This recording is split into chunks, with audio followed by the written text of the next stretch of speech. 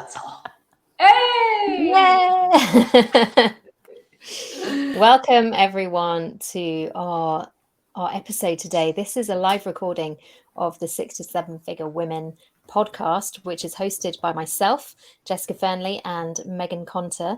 Today we have Jamie Bourne as our guest.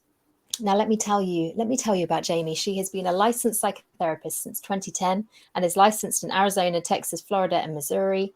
Jamie specializes in working with high-performing individuals as well as trauma and addiction. She has served as a consultant and speaker and feels strongly about supporting individuals in continuing their growth journey across the lifespan. Welcome, Jamie. Thank you for joining us today.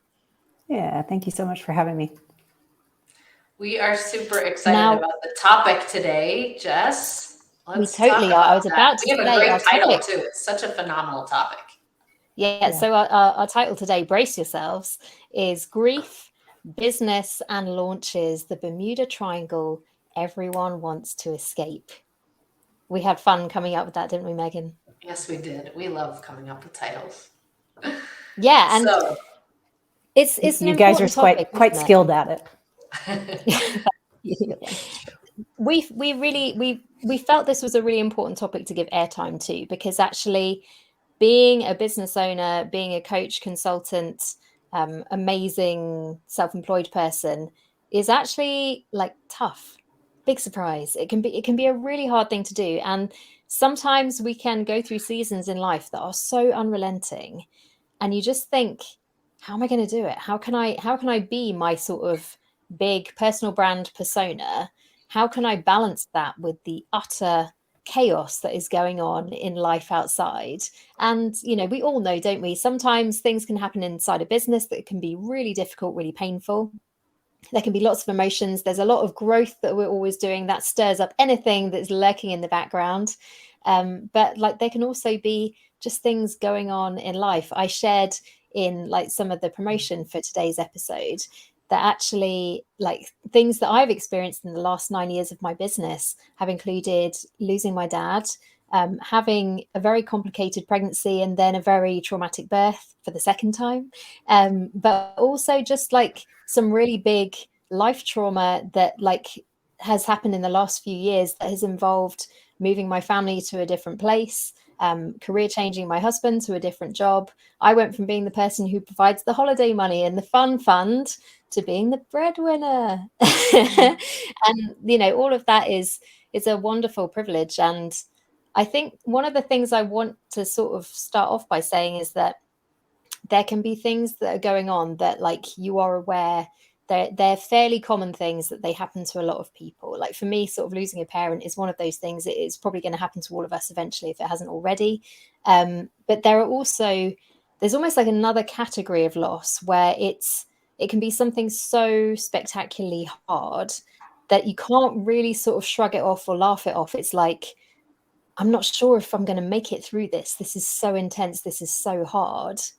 I would love to hear Jamie and Megan, what's your take? Do you agree sort of on my angle, or do you have a different perspective? What do you think, Jamie? Yeah, I agree with your perspective. And I think that the challenge is that everybody responds to those things so differently. Right. And then there's also this sort of, expectation around how we're supposed to manage those things. And if our process looks differently than that, then we can fall, into this place of self-judgment. And, that's certainly not helpful either. So I think that it, in addition to the types of grief that you're talking about, there's also anticipatory grief. Right. So it's actually having grief around things that may never come to be or may be different than what we had, envisioned them as. And so I think my personal opinion is that there is no real separation between work and life, that for me, it is one and the same. And that if I am struggling on a personal level, that can at times translate into what's happening in the business. Yes, and vice versa. Right. And so it's, for me, how do you identify when something like that is out of balance, and then figure out how you're going to move forward. Right. Exactly. I think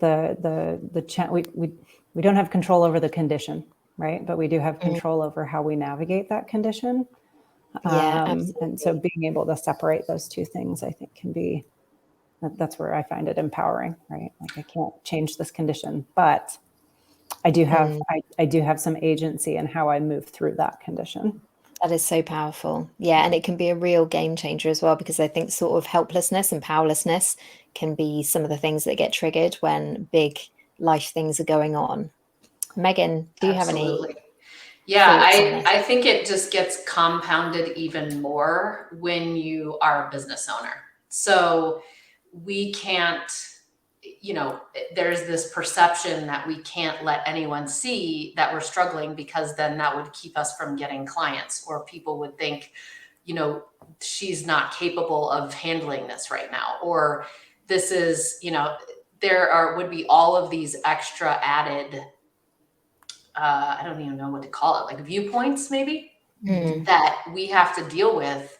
And what's really crucial is that, we have a tight knit group of people that we can feel safe to talk to, because it's those times that unfortunately vulnerability isn't really possible. Like, yes, it's possible if you're going through personal stuff, but even only to a certain extent. And then when you're going through like trauma in business, or there's difficult times in business, which we all deal with at huge points, that inhibit us from being able to, I think, show up as our fullness of ourselves. And we have to keep all that quiet, and we have to keep it to ourselves, and just hopefully, like I said, have that small community of people that we can share it with, that we feel safe to do so with, because being an entrepreneur has its own set of complications.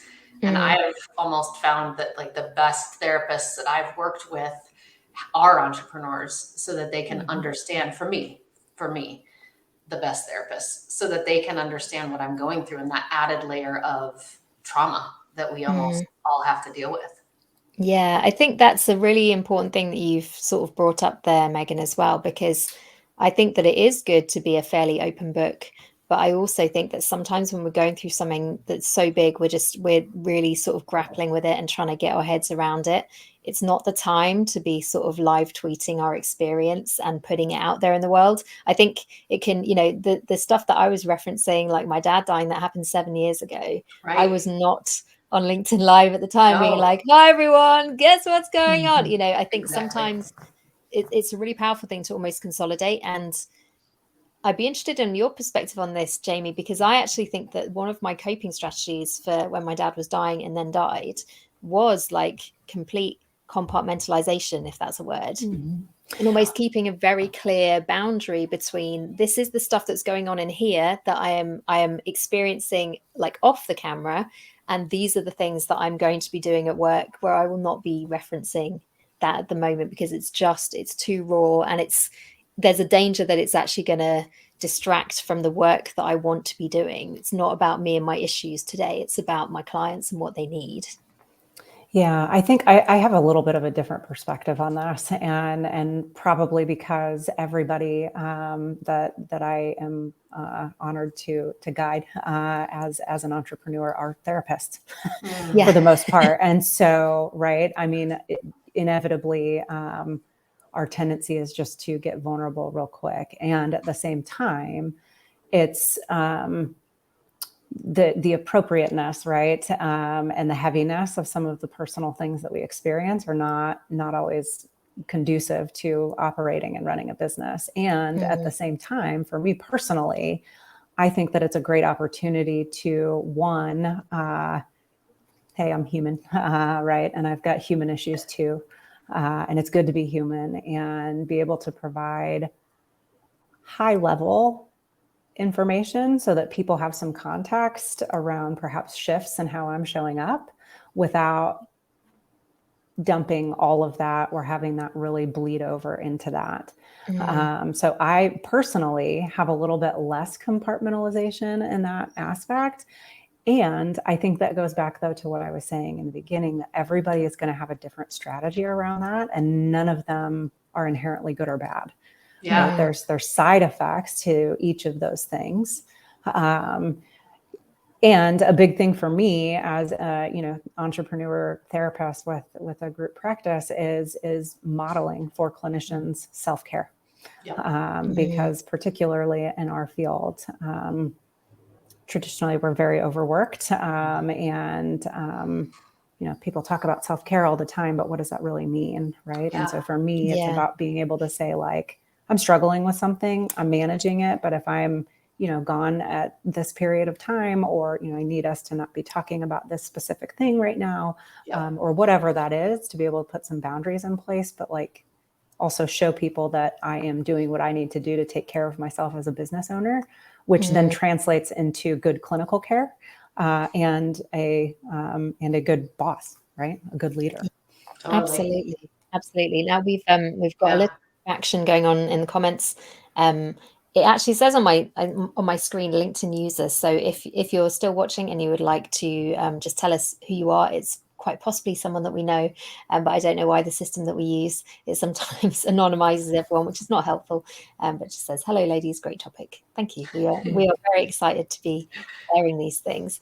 I think that's a really great point actually, Jamie, because it's that thing, isn't it? Like if we all experience that, there can be these core life experiences, but then depending on like the specifics of the situation, us as like people, where we are, like how we're doing emotionally anyway, but like it's almost like there's this element of dice being rolled, because you can go through something really hard and actually be okay, or you can go through something that on the surface of it, it's like, oh, I'm surprised that it's pushing as many buttons for me as it is, but it can cause a very sort of extreme emotional reaction.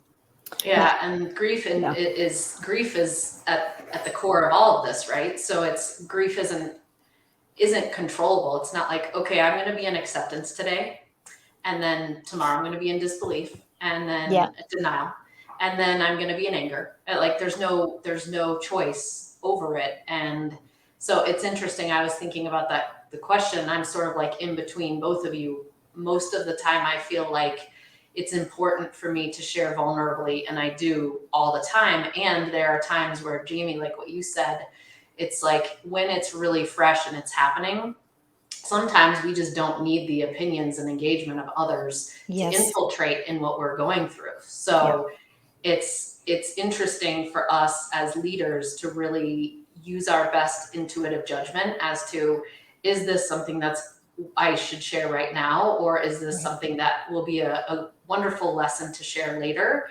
And I am of the philosophy that I let myself go there. If I need to process an emotion, if it's coming up, I let myself go there. And that results a lot of times in me canceling meetings so that I can just be present with my own healing, as opposed to trying to show up as I can't feel like I can be at that point. So I think it's like you said, Jamie, it all looks different on each and every one of us, and there's no right or wrong way except for what feels right for you, and what's going to honor you in your healing journey the most. And the only way to know that is by knowing yourself, and by really doing that work of going in deep and saying, okay, what kind of a healer am I? How do I heal? Do I heal in bursts? Do I heal in taking time off? Do I heal in keeping myself busy? Not running away from the actual healing that needs to happen, and looking at the feelings. I think that's a really great point. And I also think that process looks different depending on the scenario. So we can have like same person, right? But different obstacles can elicit different responses internally, right? Absolutely. And so it is that awareness piece around, what do I need to work through this so that I can move forward in my life and in my business in an intentional and proactive way.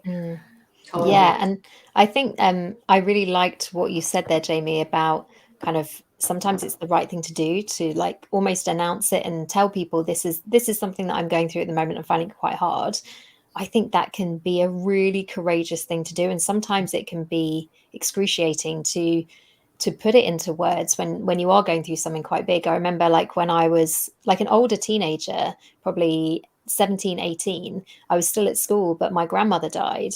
And it took me 2 days to tell my friends because I just couldn't find the words to say it. And it can be, I think, like physiologically, how grief impacts you. I remember really vividly when I found out that my dad was dying, he got a very like aggressive cancer, and it moved very quickly. So at the point that we discovered that it was there, it was already kind of past the point of anything being able to do. So it was 2 months between him being diagnosed and him actually passing away.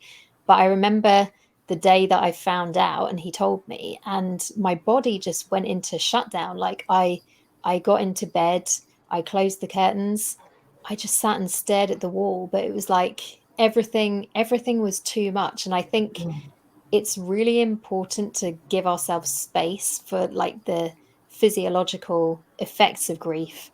Like you said, Megan, we don't get the schedule. We don't know when things are going to become really clear. And I remember through that phase, I did a lot of very intense grieving, like before he actually died, which I do think was healthy for me at the time. But it's just when you're thinking, I've got to do my business and I can't stop crying today. It's just, it's all there. It's all happening.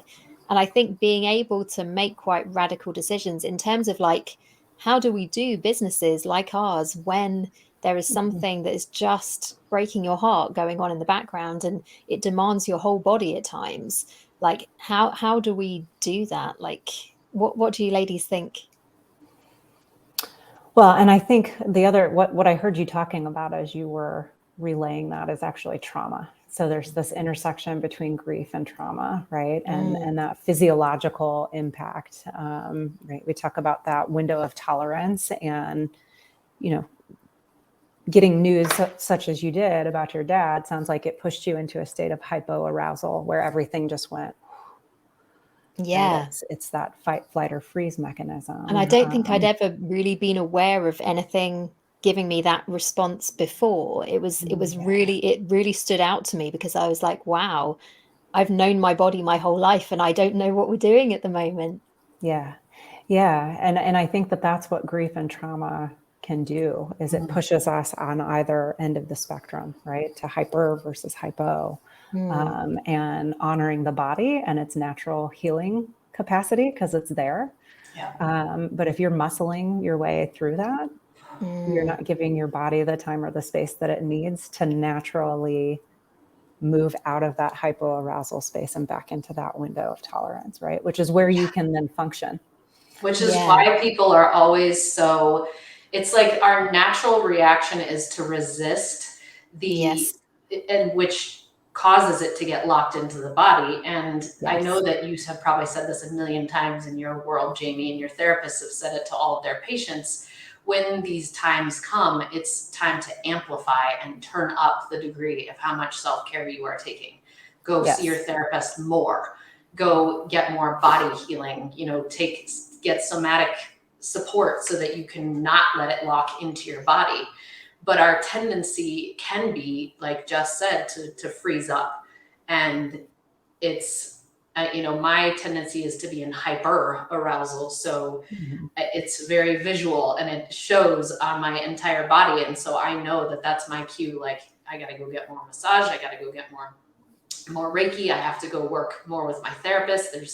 There's a need to turn up the EMDR at that time, because I know that that's what's going to be good for me. And that took a while to figure that out. And, then you go back and you have to process things from 20 years ago that are locked in there. So we just get to learn ourselves. And I was intrigued by what you were saying, just in terms of like, what do we do? Jess, you were kind of asking, like, what do we do as business owners? And I think it's so interesting to think about that at different stages of business, because when you get to a certain point, right, the goal is that you create a culture for your employees and for yourself where if you need to, you can leave and you can, reschedule things, and you have that support. But the reality is, some of the early traumas that I faced, like, I didn't have that. I was a solopreneur by myself, single, and there wasn't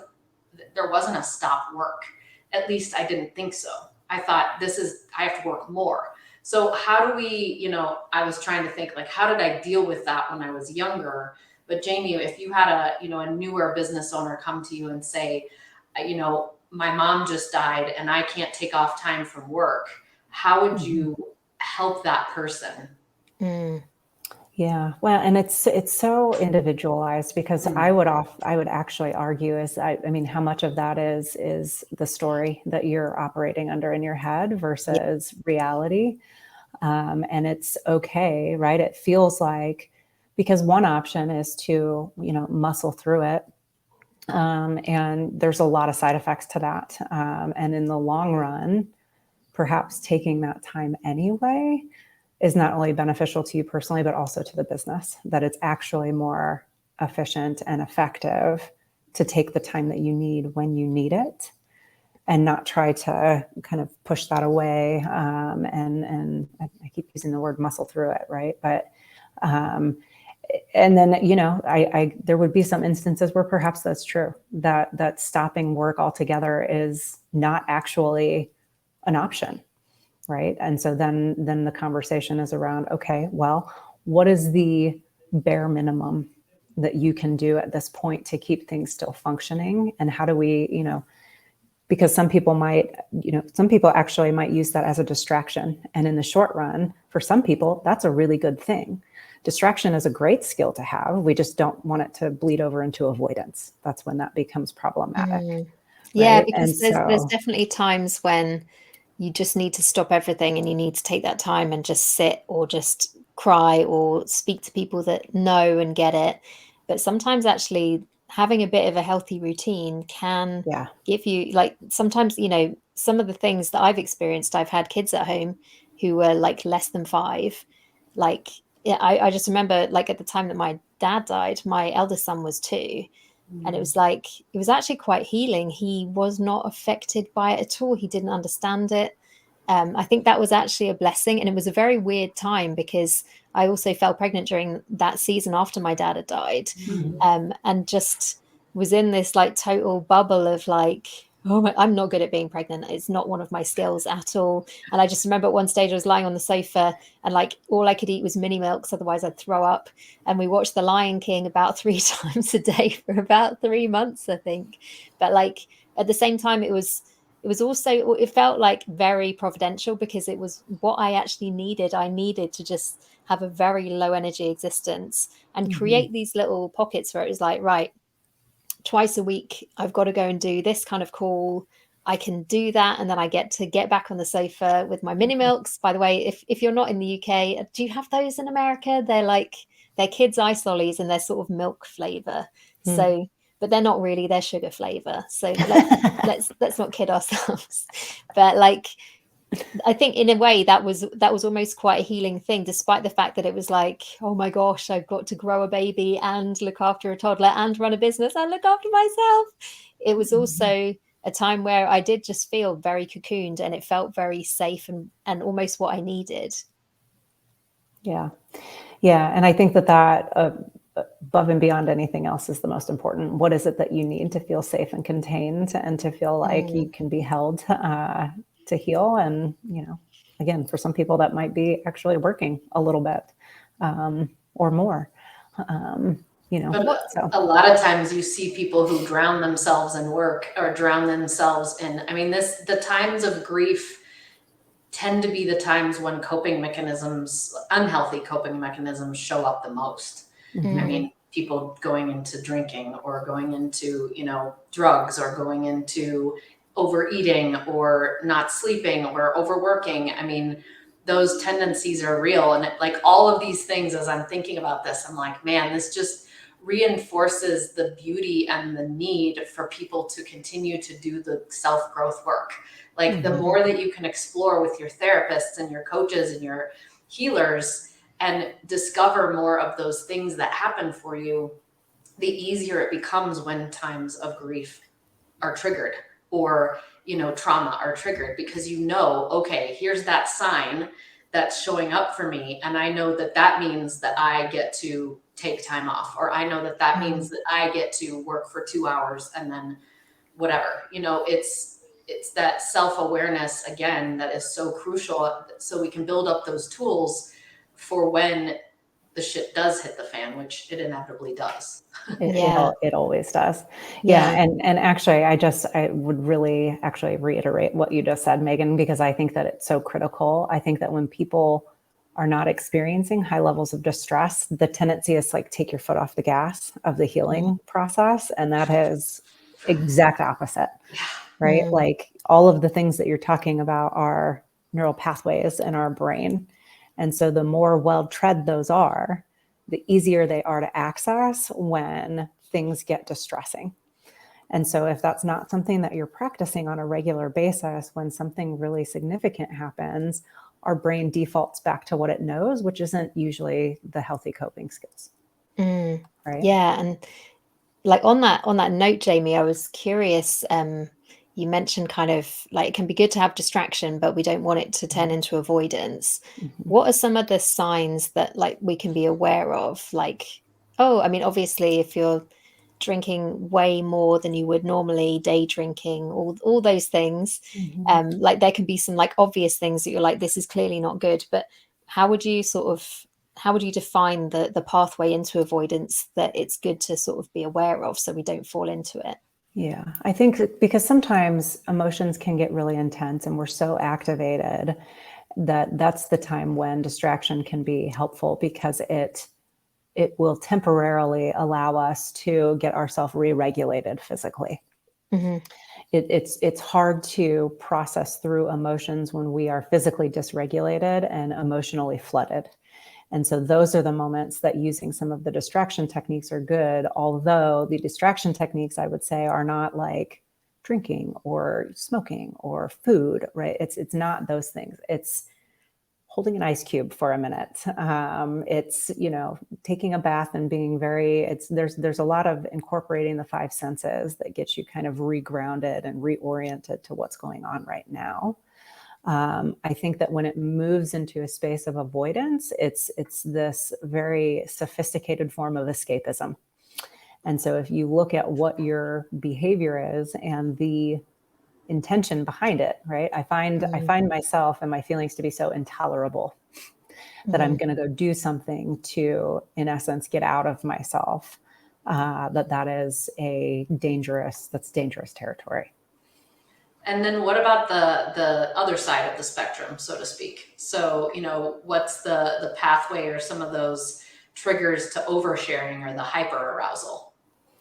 So yeah, that's a great question, because there's different strategies if you're hypo aroused versus hyper aroused. And so hypo, you want to bring yourself up. So you're doing things that are more stimulating, activating. When you're in that hyper state, it is those things that you referenced earlier, Megan, around like, I need to go get a massage and sit down and breathe. I just, maybe some breath work today would be a really great thing. And it's trying to get your physical body to slow down. So for those, I really like rhythmic activity. So slowly rocking in a chair, slowly bouncing on a ball. Oddly, I think going for long car rides is actually really soothing. If you can get on the highway where you're not like start and stop, that's dysregulating. Don't do that. But like long car rides, right, where you kind of, it's just the wheels and there's that rhythmic kind of motion, that's actually really, really soothing to our physical body. One of the other things, I don't know if you guys have heard of heart math, but I'm a big fan of heart math for, all people. But I think that it's also one of those things that's really, you can cultivate that skill all the time. Wow. Yeah. Tell us a bit more about that, because I've not heard of it. That sounds fascinating. So it is fascinating. So heart math, they posit that the heart has its own central nervous system. And so focusing on regulating your heart, they talk about coherence and incoherence in terms of your heart. And so there's a device that you hook to your ear, and it's tracking your physiological tracking the physiology of this. And there's an app that connects to it where you can see if your heart is in coherence or out of coherence. And so you can actually then train your heart to stay more in that green area. So if you do like 10 minutes a day, right? The first day you might even be like, how could I not get into the green once? Like, what is this? This is how I feel every day of my life. And then you can kind of train your heart's central nervous system to be more coherent. And then the really fascinating thing is they have this global coherence app where it's looking at heart math on a global scale. It's very cool. Wow, that's awesome. Yeah. How interesting. So one of the things that is kind of in my head, and I want to preface this by saying that I think sometimes like you can go through things that are so off the scale in terms of like what is normal or acceptable to you. You can have like, you know, hard experiences that like they really, there is not a lot of certainty about whether it will break you as a person. And, you know, we can have these like kind of life milestones that can be really difficult, like kind of family bereavement and like the older generation dying. I think it's a completely different thing when it can be loss of the like the generation below us. But there can be all kinds of things, you know, that could fit in that category, things that are not sort of shrug offable. But I guess I'm curious as well. There are sometimes like unexpected benefits that can come to us during seasons like this when we are very stretched emotionally and like often physically by reacting to this grief, this trauma that we are going through. Certainly for me, one of the big surprises was that like I actually doubled the like revenue of my business during that year where my dad died. We actually also moved to a different city. I was pregnant. Pregnancy went like really stressfully wrong. I got diabetes, which had not happened to me before. The birth was terrible. Our house got renovated, like all this stuff. It felt like in that season, it kept coming. You know, you just think, I'm just about hanging in there. And then something else big would just sort of present itself. But yeah, it was a real surprise to me at the time. I was like, oh my gosh, I'm making a ton more money. And I think part of that was I was so like consumed physically and emotionally by my life outside. I just didn't have it in me to really care what anyone thought about anything that I did, which was a very new experience for me. And I wish that it persisted, but it did wear off, unfortunately. But what do you guys think about that? Almost that single-mindedness that we can get, like, if you need to take a year sabbatical or something from your business because it's just too much and it's too hard, then I think that should always like be one of the options. But another option is also, what if I just lean into it even more? Because actually it's quite liberating to just be freed from this layer of like, oh my gosh, do people like me? Am I doing right? You know, all of that kind of anxiety that can block us from doing the things that we want to do. Yeah, I'll go. You want me to go? Well, I love this topic because, and some people may not be ready to hear this, but I say it anyways. There are always gifts and strength that come out of horrific, awful losses, traumas. You know, I think that part of what I love, because I get that question a lot, how do you do what you do? How do you possibly listen to the things that you hear day in and day out? And still do this. And for me, it's because the transformation between seeing some of those, you know, greatest liabilities, the things that we think are going to completely break us, and sometimes they do momentarily, right? At some point, if we continue and stay the course and do what we need to do and focus on our healing, it becomes our greatest source of strength. And that transformation and being present to witnessing somebody else's transformation in that area is incredibly powerful. It's incredibly powerful. And so it's hard to see those things in the moment. But when we reflect back on them, we're like, huh. Yeah. See how that kind of worked out. It is right? that strength of being like, actually, in the moment, I didn't know if I'd get through this, but I did. And I don't want to sort of make it all hallmarky and like, oh, what doesn't kill you makes you stronger. Because sometimes what doesn't kill you almost kills you, and you have to walk with a limp for a very long time. But like, I think that it's exactly right. There is that flip side to it, isn't there, Jamie? That like we can learn a lot about ourselves. Like, look how amazingly you coped with the unimaginable. Like, that can be something which brings a lot of strength in time when we're ready to look at it through that lens. Well, and I think a big piece of this too, right? When you've got major issues like this that I think doesn't get enough airtime is the loss of self, right? The loss of who we were before this thing happened. Yeah. Because there is, in some regards, a death that occurs in some of these events.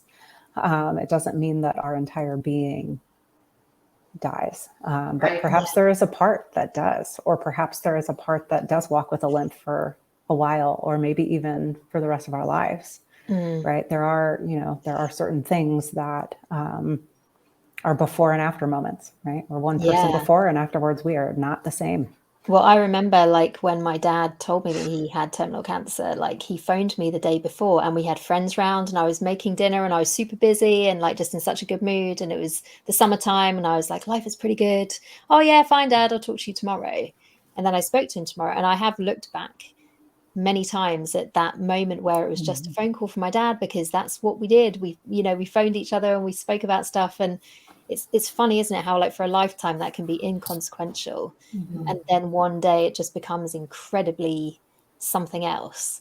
And Yeah. I think it does kind of change you. But I think for me personally, over time, that hasn't been something that's been hard to carry. It just feels like this is me earning my stripes as a person who has been through some stuff. And you do get a different perspective on life, I think, in a way that you can't learn through any other method.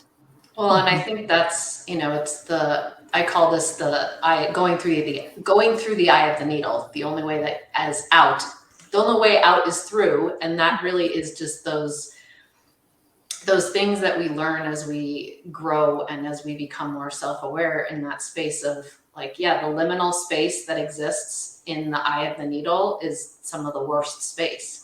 But it can also be some of the most beautiful space where you're like suspended in between these two states of yourself. And you just, it feels like it's always unpredictable in this grief space of like, well, one moment I'm in a state of euphoria and the next moment I'm on the ground. And it's just, we need to, this is why, again, this whole concept of resourcing, increasing the resources that we have during these times to really help escort us through the eyes of the needle is so crucial, because, I think that fear of losing yourself is because we're not present with what's going on. And we're almost like in that moment of trauma, it's like, I've got to escape from this. I can't handle this amount of pain. Yeah. But really, as we go through these grief cycles more in our life, we start realizing, oh, I actually can be present during this, and it will be over at some point. This is not going to be my terminal status, unless it is, of course. But I just think that like we start to have those relationships with those transformations change. And that's what, like Jamie said, we can just come out on the other end a completely different, better person if we allow it to also shift our beliefs of who we were before to who we want to be and who we are now. And we're by nature, we're change beings, we're evolutionary beings. We're meant to evolve and shift and not be stagnant in the same place. That's why we age, right? Like our very physiology changes how often do we lose our skin? Like every, I don't know how many months, where we just like all the skin goes off and we have new skin. It's just, but our minds just come in and they're like, no, it has to be locked in place. It has to all be the same and all be predictable. Oh my gosh. It's just not possible. It's interesting, isn't it? Because that's a real theme in just growth generally, that ability to surrender, to sit with the hard emotions. I and a lot of women that I speak to, we are so afraid of our emotions and the depth of them. But actually, when you can sit and ride out that storm and be at peace and allow the grief to do its work. I think when I'm in a grief season, I'm often aware that like it feels sometimes like it's ramping up and it's almost like it's a wave and it's building up and it's building up and it hits me, but then it dies down again. And sometimes that can be an hourly cycle throughout the day. But when you kind of have been through it a few times, it doesn't make you as frightened, because you know how to understand it, and it doesn't feel like something, gosh, I've got to run away from this. I cannot allow this, because we know that actually this is how bodies cope with the things that we are going through, and actually physiologically it's for our good. Yeah, I think it's having some grace for ourselves, and not judging what our process looks like, and just being really accepting of that, which is not an easy thing to do. Yeah, absolutely. I mean, I'm so glad that we did this topic today, because it doesn't get much more real than this, does it? And if you're listening to this, whether you're listening live as we record it, or if you're listening back to the podcast, this is intense stuff. But actually, this is the stuff that we need to be open to, because none of us know what our life story is going to be. None of us know the sequence that things will happen in.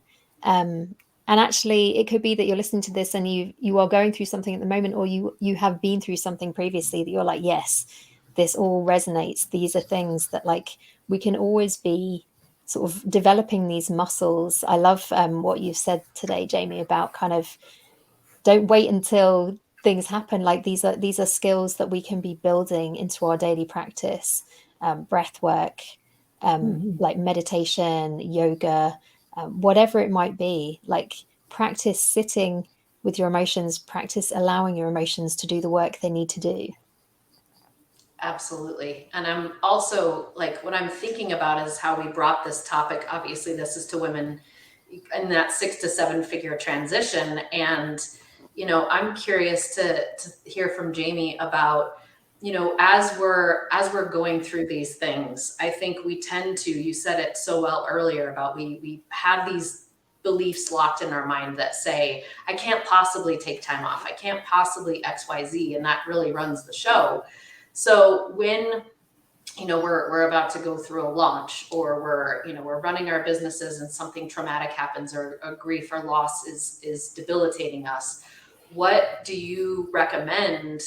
Like, how do you recommend to people, basically, what do you do to deal with this at this point? Like, do you continue on with your launch? Do you make yourself do these things that you just said you would do and you committed to, or what are your beliefs and thoughts on that? Well, I think this is going to feel like, of course, it does, and I was like, this is going to feel like a non-answer. Always. But it really is so individualized. I think one thing that I would say that does apply across the board is being really cautious around the story that you're telling yourself about whatever it is that you're going through, because those stories are really, really powerful. And oftentimes the stories that we tell ourselves come to fruition. And so, I think in terms of, it's so individualized from person to person that I can't answer that. But you just did. You did it perfectly. It's like, what are the stories? That is, yeah. Yeah. And once I realized that like 90% of my life was all a story that I had created in my head, I was like, wow, Yes, I can really start to shift some something. things now, but you don't know that before you know that. Exactly. And once you start to see that and sort of question those things, like, how accurate is this? What evidence do I actually have that supports what I'm telling myself about what's going on right now?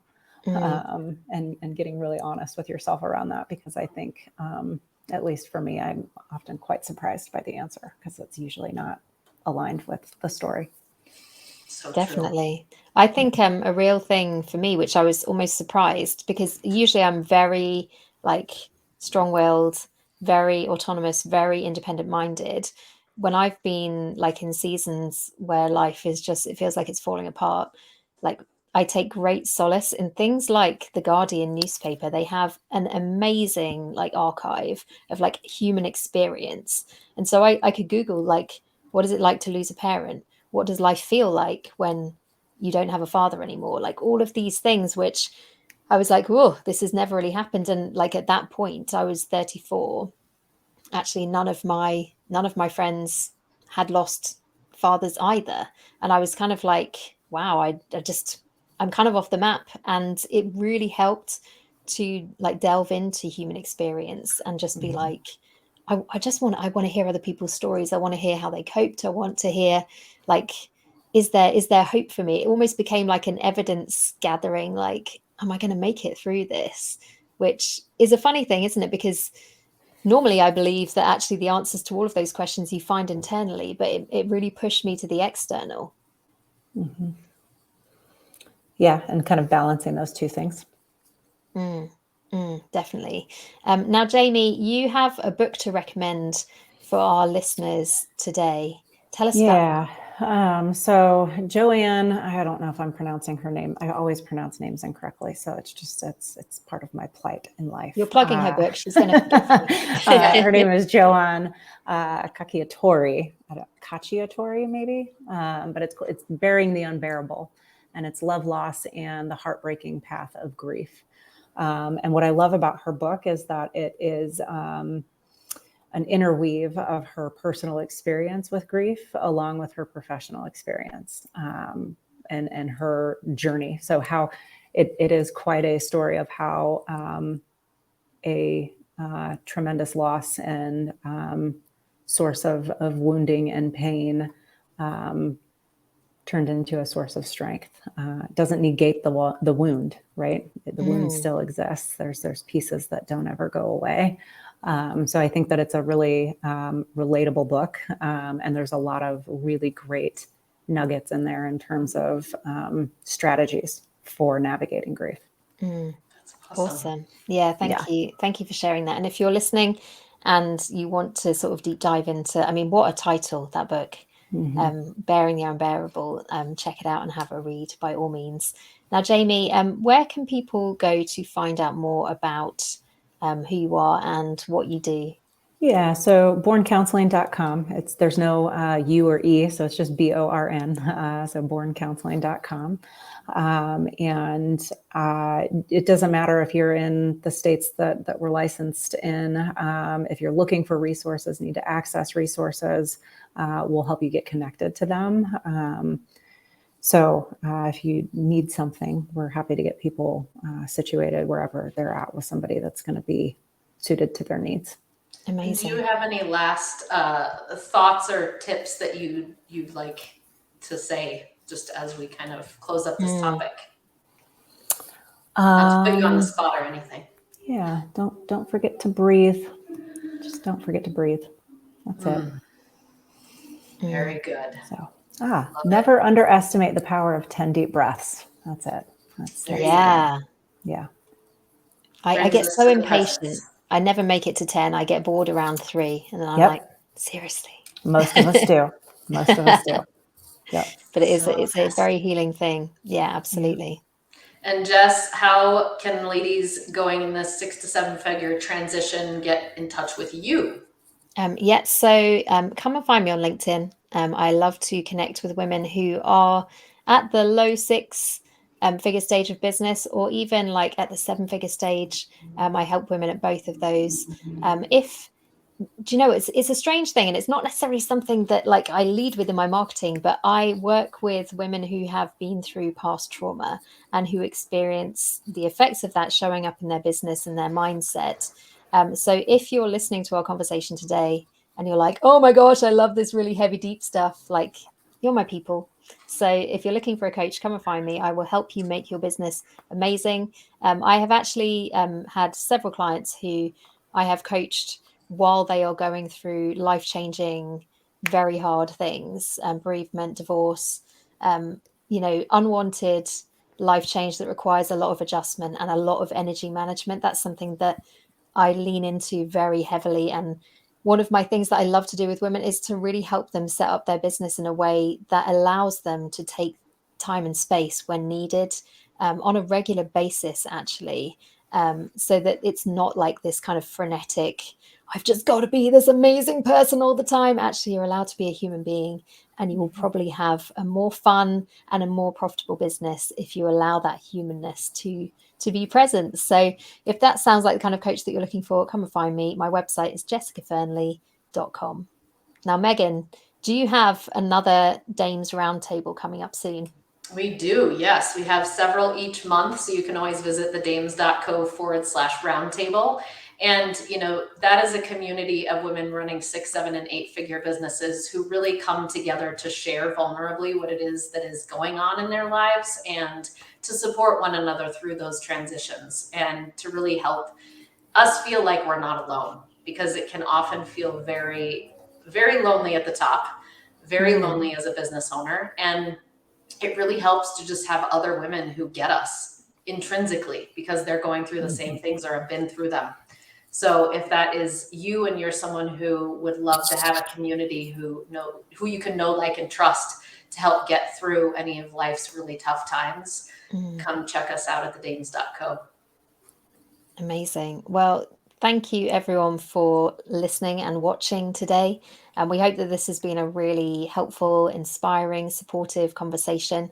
And that whether you're going through something now or whether, you know, who knows what's around the corner for any of us, we hope that this will be something to encourage you in the here and now, but also to like be storing away should you ever need it in the future. Thank you so much, Jamie, for being our guest today. It's Thanks been for having amazing me. hearing your perspective.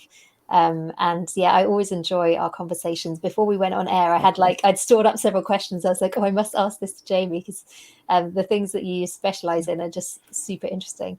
So yeah, thank you so much. Yeah, thank you for sharing your expertise with us. It's been wonderful. Thank you, Jamie. Of course. Thank you guys for having me. Awesome. Well, that's a wrap for this episode of the 6 to 7 Figure Women podcast. We'll be back again soon with another amazing guest, another amazing conversation. So make sure you join us for that.